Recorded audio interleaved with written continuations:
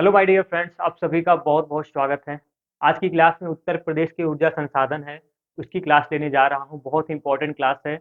और दोस्तों, इसके आगे मैं आप लोगों को पूरे देश का, पूरे इंडिया का जो ऊर्जा संसाधन है, एनर्जी रिसोर्सेज हैं, उनके बारे में क्लास में आप लोगों को, बहुत इंपॉर्टेंट क्लास में आप लोगों को दूंगा। ये क्लास आप लोग ऊर्जा संसाधन का पूरा देखिएगा। और दोस्तों, अगर आप लोग चैनल पे पहली बार आए हैं तो चैनल सब्सक्राइब जरूर कर लीजिएगा, क्योंकि बहुत बेहतर से बेहतर कंटेंट यहाँ से आपको जो है मिलेंगे और बराबर मिलते रहेंगे। तो आप लोग चैनल को सब्सक्राइब करना ना भूलिएगा, चैनल जरूर सब्सक्राइब कर लीजिएगा। तो आइए आज क्लास में हम लोग देखते हैं उत्तर प्रदेश के ऊर्जा संसाधन, मतलब energy resources of UP, Uttar Pradesh. अब हम लोग बात करते हैं कि ऊर्जा संसाधन ये होता क्या है।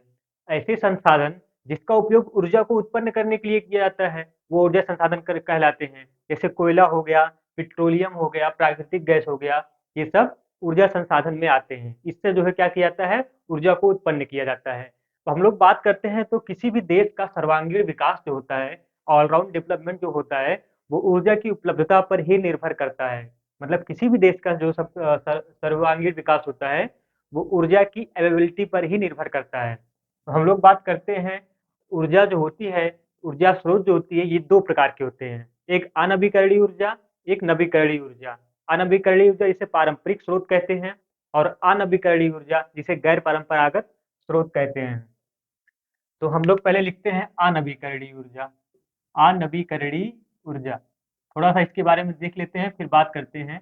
अनवीकरणीय ऊर्जा जिसे हम लोग बोलते हैं नॉन रिन्यूएबल एनर्जी सोर्स, और दूसरा होता है नवीकरणीय ऊर्जा। नवीकरणीय ऊर्जा या इसी को गैर परंपरागत स्रोत भी बोलते हैं। गैर परंपरागत ऊर्जा स्रोत भी बोलते हैं। तो ये हो गया एक अनवीकरणीय ऊर्जा, एक नवीकरणीय ऊर्जा। इसे नॉन रिन्यूएबल एनर्जी सोर्सेज बोलते हैं, इसे रिन्यूएबल एनर्जी सोर्सेज बोलते हैं। अब हम लोग बात करें तो अनवीकरणीय ऊर्जा की, ये ऊर्जा संसाधन बहुत ही सीमित हैं। मतलब इनका एक बार उपभोग कर लिया जाता है, ये फिर बाद में खत्म हो जाते हैं। और ये जो है लगभग प्रदेश का, या आप कहें तो पूरे देश का लगभग 80% जो है, 80 से 85% जो है उपभोग अनवीकरणीय ऊर्जा के थ्रू ही विद्युत उत्पादन किया जाता है। और नवीकरणीय ऊर्जा जो है, ये इसके अंतर्गत जो है ये प्राकृतिक स्रोतों पर निर्भर करती हैं।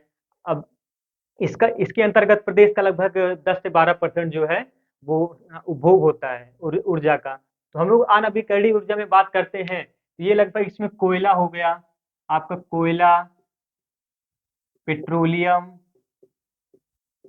पेट्रोलियम, प्राकृतिक गैस, ये सब जो है, कोयला, पेट्रोलियम, प्राकृतिक गैस, या विद्युत, प्राकृतिक गैस, विद्युत हो गया, या परमाणु ईंधन हो गया, ये सब जो है आपके अनवीकरणीय ऊर्जा में आता है। परमाणु ईंधन ये अनवीकरणीय ऊर्जा में आता है। और नवीकरणीय ऊर्जा के थ्रू आपका सौर ऊर्जा, पवन ऊर्जा, सौर, पवन, या भूतापीय ऊर्जा, भूतापीय ऊर्जा, ये सब जो होते हैं आते हैं। या इसी में जो है आपका आता है ज्वारीय ऊर्जा, या इसी में आता है आपका बायोगैस, ये सब जो है, बायोगैस भी लिख लीजिए, ज्वारीय ऊर्जा भी लिख लीजिए, ये सब नवीकरणीय ऊर्जा में आते हैं। तो इस तरीके से अनवीकरणीय ऊर्जा और नवीकरणीय ऊर्जा, इसे परंपरागत स्रोत बोलते हैं, इसे गैर परंपरागत स्रोत बोलते हैं, ऊर्जा स्रोत। तो हम लोग इसके आगे अब देखते हैं। तो बात किया जाए उत्तर प्रदेश राज्य विद्युत परिषद की, राज्य विद्युत परिषद, उत्तर प्रदेश राज्य विद्युत परिषद की, उत्तर प्रदेश राज्य विद्युत परिषद की। तो इसका गठन जो है अप्रैल 1959 में किया गया था। अप्रैल 1959 में इसका गठन किया गया था, या इसे स्थापित किया गया था, उत्तर प्रदेश राज्य विद्युत परिषद निगम की। और दोस्तों, इसके थ्रू ही जो है हम लोग जो है 3 प्रकार के विद्युत उत्पादन करते हैं, ठीक है। जिससे उत्तर प्रदेश में जो विद्युत उत्पादन केंद्र है, वो 3 प्रकार का है। विद्युत उत्पादन केंद्र, विद्युत उत्पादन केंद्र जो है प्रदेश में, वो 3 प्रकार से होता है। नंबर 1 है ताप विद्युत,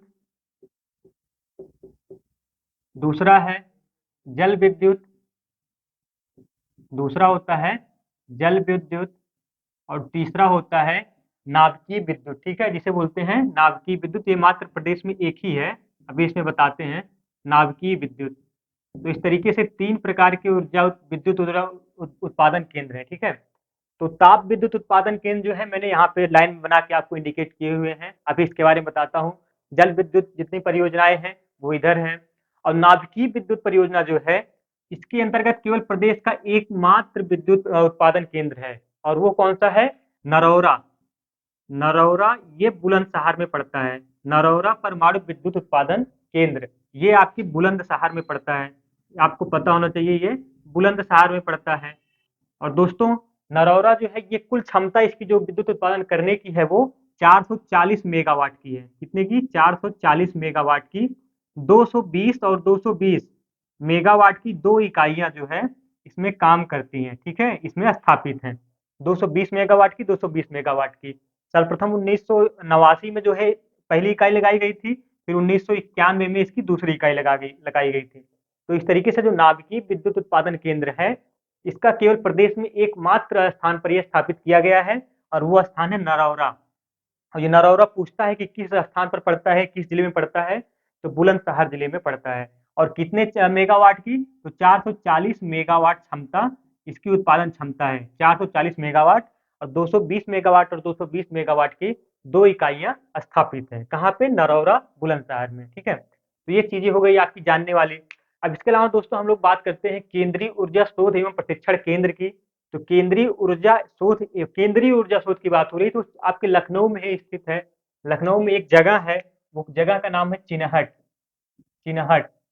चिनहट में ही जो है केंद्रीय ऊर्जा और एवं प्रशिक्षण केंद्रीय ऊर्जा शोध एवं प्रशिक्षण केंद्र स्थापित है। तो हम लोग इसके आगे बात करते हैं तो कुछ और फैक्ट्स के बारे में। दोस्तों, एक और फैक्ट मैं आप लोगों को बताऊं तो वो है विंध्याचल महाताप विद्युत गृह। विंध्याचल महाताप विद्युत गृह, विंध्याचल महाताप विद्युत गृह, ये जो है पूरे देश का सबसे बड़ा विद्युत उत्पादन केंद्र है। ये पूरे देश का सबसे बड़ा विद्युत उत्पादन केंद्र है, और ये मध्य प्रदेश की सिंगरौली में है। मध्य प्रदेश की सिंगरौली में पड़ता है। मध्य प्रदेश के सिंगरौली क्षेत्र जिले में ये पड़ता है। और ये पूरे देश का सबसे वर्तमान समय में पूरे देश का सबसे बड़ा विद्युत उत्पादन केंद्र है या विद्युत गृह है। और ये कोयले से चलने वाला है। और इसमें किसके स्वामित्व में? एनटीपीसी के स्वामित्व में। एनटीपीसी के स्वामित्व में कोयले से चलने वाला ये विद्युत गृह है। ये एग्जाम में पूछ सकता है, इसलिए फैक्ट मैं आप लोगों को बताया कि विंध्याचल महाताप विद्युत गृह जो मध्य प्रदेश के सिंगरौली जिले में है, एनटीपीसी का स्वामित्व है इस पे, और ये कोयले से जो है चलने वाला विद्युत गृह है।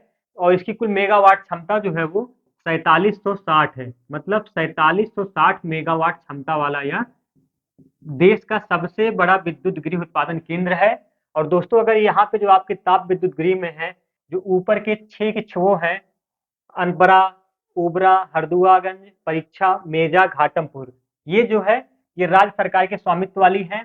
जितना मेगावाट क्षमता सबकी मिला की होगी उतना क्षमता इसकी जो है अकेले ही है, ठीक है। तो इस तरीके से ये बहुत इंपॉर्टेंट है।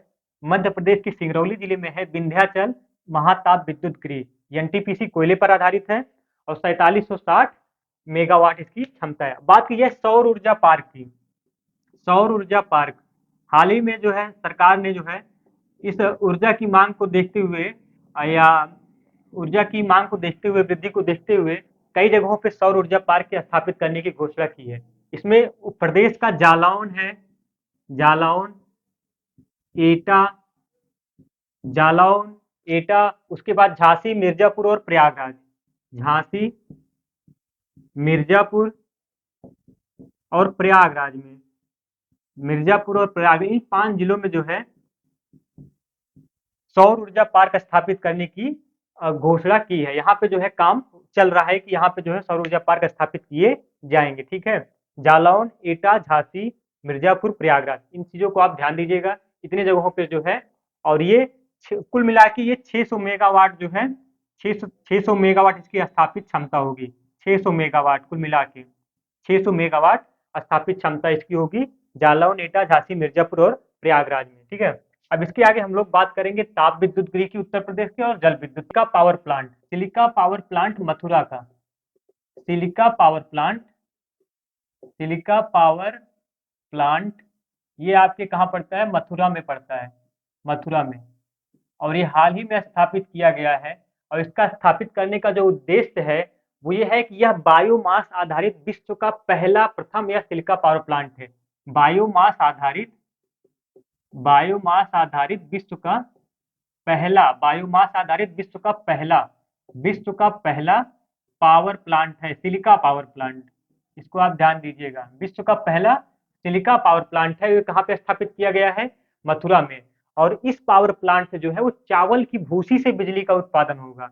चावल की भूसी से चावल की भूसी से बिजली का उत्पादन होगा। ध्यान दीजिएगा, चावल की भूसी से बिजली का उत्पादन होगा। और वो चावल की भूसी के बाद जो उसके राख बचेगी, इसके उत्पादन की जो राख बचेगी, इसी राख से जो है सिलिका का उत्पादन किया जाएगा, सिलिका का निर्माण किया जाएगा या उत्पादन किया जाएगा। तो इस तरीके से सिलिका पावर प्लांट जो कहाँ पे है? उत्तर प्रदेश के मथुरा में है। ये बायोमास आधारित विश्व का पहला सिलिका पावर प्लांट है। और ये चावल की भूसी से इसका जो है निर्माण किया जाएगा और बिजली का निर्माण किया जाएगा। और चावल की भूसी का बिजली का निर्माण जब होगा तो चावल की भूसी का जो राख बचेगा, उस राख से सिलिका उत्पादन किया जाएगा। ठीक है, इस तरीके से ये इंपॉर्टेंट फैक्ट है, इसको भी आप लोग ध्यान दीजिएगा। तो हम लोग अब बात करते हैं सीधे सीधे ताप विद्युत गृह की। सबसे पहले है अनपरा। ताप विद्युत गृह में जो है अनपरा हो गया, ओबरा हो गया, हरदुआगंज, परीक्षा, मेजा, घाटमपुर, दादरी, आंवला, औरैया, ऊंचाहार, सिंगरौली, टांडा, रिहन और एक तरीके से शक्तिनगर सुपर और बिल्हौर और रोजा, 3 और है, उसको मैं आगे बताऊंगा। सबसे पहले हम लोग देखते हैं अनपरा ताप विद्युत गृह की। अनपरा ताप विद्युत गृह ये आपके सोनभद्र में पड़ता है। कहाँ पे? सोनभद्र में। आप लोग ऐसे पूरा इसको लिखते हुए चलिएगा। अगर आप लोग पेन और नोट्स लेके बैठे होंगे, अन्यथा आप लोग इसको देखेंगे तो आप लोगों को समझ में आ जाएगा। बहुत ही बेहतरीन क्लास चल रही है। और फ्रेंड्स, आप लोग अगर चैनल पे पहली बार आए हैं और देख रहे हैं तो आप लोग चैनल को सब्सक्राइब जरूर कर लीजिएगा। आइए हम लोग देखते हैं आगे। अनपरा जो है ये अनपरा ABCD करके मतलब 4-4 पावर प्लांट जो है वो लगाए गए हैं ताप विद्युत की। और कहाँ पे? सोनभद्र में ही। इसकी छोटी छोटी इकाइयां हैं अनपरा की, ABCD करके। ठीक है, तो ये सोनभद्र में है। और ये राज्य सरकार के स्वामित्व वाली है। स्वामित्व में जो है ये राज्य सरकार के स्वामित्व की है, आप इसको ध्यान दीजिएगा, राज्य सरकार। और दूसरा है ओबरा। ओबरा जो है आपका ये भी सोनभद्र में पड़ता है। ओबरा भी सोनभद्र में पड़ता है और ये भी राज्य सरकार के स्वामित्व वाली है। ठीक है, ओबरा ताप विद्युत गृह। तो अनपरा और ओबरा दोनों ये आपके सोनभद्र में पड़ते हैं। अब हरदुआगंज आ गया, तो हरदुआगंज कहाँ पड़ता है? अलीगढ़ में। हरदुआगंज अलीगढ़ में पड़ता है और ये भी राज्य सरकार के स्वामित्व वाली है। परीक्षा जो है ताप विद्युत गृह, ये आपके झांसी में पड़ता है, झांसी में। और ये भी राज्य सरकार के स्वामित्व वाली है। परीक्षा के बाद आपका मेजा आता है। मेजा आपको पता होगा, ये प्रयागराज में है, बहुत इंपॉर्टेंट है। ये भी राज्य सरकार के स्वामित्व में है। घाटमपुर ये कानपुर में है। घाटमपुर ताप विद्युत गृह ये कानपुर में है, ये भी राज्य सरकार के स्वामित्व वाली है। ये 6 के 6 जो मैंने बताए ये राज्य सरकार के स्वामित्व वाली है, आप लोग इसको ध्यान दीजिएगा। और उसके बाद दोस्तों दादरी आ गया। दादरी ये कहाँ पे है? गौतम बुद्ध नगर में है। ताप विद्युत परियोजना ये गौतम बुद्ध नगर में है और ये एनटीपीसी के अधीन है। एनटीपीसी के अधीन है। आंवला ये बरेली में पड़ता है। आंवला ताप विद्युत गृह ये बरेली में पड़ता है। और ये बहुत इंपॉर्टेंट इसलिए बन जाता है क्योंकि ये इफ्को के स्वामित्व वाली है। इफ्को जो है, इफ्को का मुख्यालय बरेली में है। तो वहां पे जो है ये इफ्को के अधीन ही इसका पड़ता है स्वामित्व वाली आंवला ताप विद्युत गृह। औरैया ये औरैया में ही पड़ेगा। औरैया है तो औरैया जिले में ही पड़ेगा। ठीक ना। और ये जो है एनटीपीसी के अधीन है। ये एनटीपीसी के अधीन है। एक इसमें आपको याद रखना है कि आंवला जो है ये इफ्को के अधीन है, स्वामित्व में है। ठीक है। ऊंचाहार ये रायबरेली में है। ऊंचाहार रायबरेली में है, ये भी एनटीपीसी के स्वामित्व में है। और दोस्तों उसके अलावा सिंगरौली है, ये सोनभद्र में पड़ता है। सिंगरौली सोनभद्र ये भी एनटीपीसी के अधीन है। देखिए मैंने इसको सेट किया है तरीके से, आप लोग को याद करने में, आप लोग को समझने में कोई दिक्कत ना हो। सिंगरौली सोनभद्र। टांडा ये अंबेडकर नगर में है, आप इसको ध्यान दीजिएगा। टांडा अंबेडकर नगर जिले में है। और ये भी एनटीपीसी के स्वामित्व वाली ही है। और उसके अलावा बात किया जाए रिहंद की, तो रिहंद ये आपकी सोनभद्र में पड़ता है, सोन नदी पर। सोनभद्र में पड़ता है। सोनभद्र में ये भी एनटीपीसी के ही अधीन है। अब दोस्तों इसके अलावा 2-3 और बचते हैं, जैसे शक्तिनगर सुपर ताप विद्युत गृह हो गया। तो शक्तिनगर सुपर ताप विद्युत गृह ये आपकी सोनभद्र में पड़ता है, इसको आप ध्यान दीजिएगा। शक्तिनगर सुपर ताप विद्युत गृह यहीं पे लिख देते हैं। शक्तिनगर सुपर ताप विद्युत गृह, ये कहाँ पे पड़ता है? सोनभद्र में पड़ता है। कभी कभी एग्जाम में पूछ सकता है, तो ये आप ध्यान दीजिएगा, शक्तिनगर सुपर ताप विद्युत गृह सोनभद्र में पड़ता है और ये भी एनटीपीसी के स्वामित्व वाली है। इसके अलावा हो गया बिल्हौर। बात किया जाए बिल्हौर, बिल्हौर ताप विद्युत गृह, तो ये कानपुर में पड़ता है।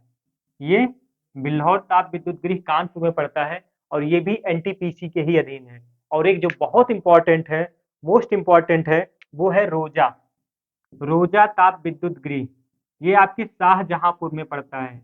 रोजा ताप विद्युत गृह ये शाहजहांपुर में पड़ता है और ये ना तो राज्य सरकार के स्वामित्व वाली है, ना तो एनटीपीसी के स्वामित्व वाली है, ये निजी है, ये निजी क्षेत्र का है और निजी क्षेत्र में रिलायंस समूह का है। रिलायंस समूह का ये रोजा ताप विद्युत गृह रिलायंस समूह का निजी जो है ये केंद्र है, विद्युत उत्पादन केंद्र है।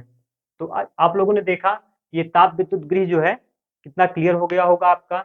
इसमें आप एक बार फिर से रिपीट कर देता हूँ, अनपरा और ओबरा ये दोनों सोनभद्र में है, अनपरा ओबरा ये दोनों सोनभद्र में है और ये राज्य सरकार के स्वामित्व वाली है। हरदुआगंज ये अलीगढ़ में पड़ता है, परीक्षा ये झांसी में पड़ता है, मेजा प्रयागराज, घाटमपुर कानपुर और सबसे जो ज्यादा मेगावाट उत्पादन करता है वो आपका अनपरा ताप विद्युत गृह से इसका जो है ऊर्जा उत्पादन की जाती है। लगभग 3000 मेगावाट आज के आसपास जो है अनपरा से जो है ये ताप विद्युत बिजली का उत्पादन किया जाता है। ठीक है, इसके अलावा आंवला बरेली में, दादरी गौतम बुद्ध नगर में, औरैया में है, ऊंचाहार रायबरेली में है, सिंगरौली सोनभद्र में है। आपको नाम से परिचय होना चाहिए और साथ में ये भी जानना चाहिए कि कौन सा राज्य सरकार के अधीन है, कौन सा एनटीपीसी के अधीन है, ठीक है, और कौन सा प्राइवेट क्षेत्र का है। हम लोग बात करते हैं जल विद्युत परियोजनाएं की, कि कौन कौन सी जल विद्युत परियोजनाएं हैं। अब रिहंदबाद है, तो रिहंदबाद सोनभद्र में होगा और ये सोन नदी पर होगा, सोनभद्र में, और ये कहाँ पे होगा? सोन नदी पर होगा, सोन नदी पर, ठीक ना, सोन नदी पर। तो ये जल विद्युत परियोजना हो गया। ओबरा है, ये भी सोनभद्र में है, ये भी सोन नदी पर है।